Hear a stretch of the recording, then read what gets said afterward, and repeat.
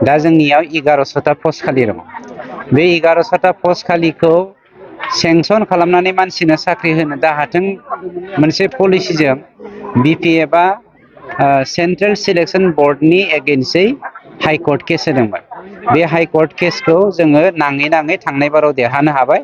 दा नैबे 1100टा पस्ट खालि थानायखौ जोङो दिनै नटिफिकेसन होनानै साख्रि होनो हानायनि अबस्थायाव फैबाय।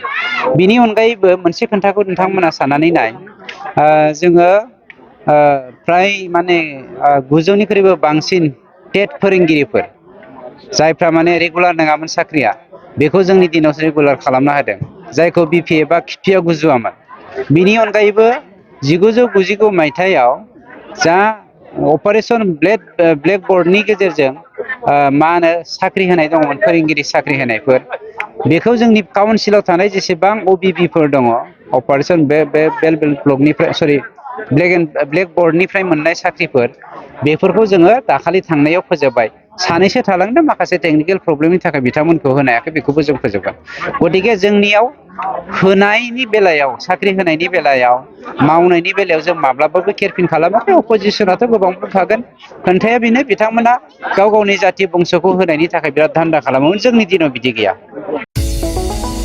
चिराङाव सावस्रि सिबिथायनि थाखाय मोनसे मोजां फाहामथायनि राहाखौ लानानै फैदों एसटि क्लिनिकआ।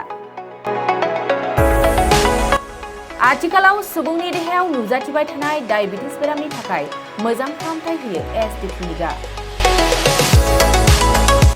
चिरां जिल्लानि SBI काजलगाव ब्रान्चनि लांगोनायाव फसंनाय एसटि क्लिनिकआव डायबिटिस बेरामनि अनगायैबो फाहामथाय होबावगोन लिभारनि जेंना आरो माखासे सरासनस्रा बेमारफोर।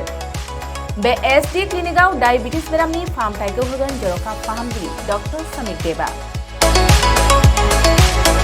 नोंथांमोना फुं आरो मोनाबिलि समावबो बे क्लिनिकआव फाहामथाय लानो हागोन।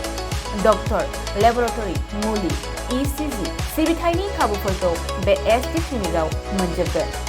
जुदि एसटि क्लिनिकआव रायजो राजाफ्रा गाव गावनि देहायारि जेंनाखौ फाहामथाय लानोबा नैबे मबाइल नम्बर 7002293924 एबा 9954687236 आव थोंजों मुं थिसननो हागोन।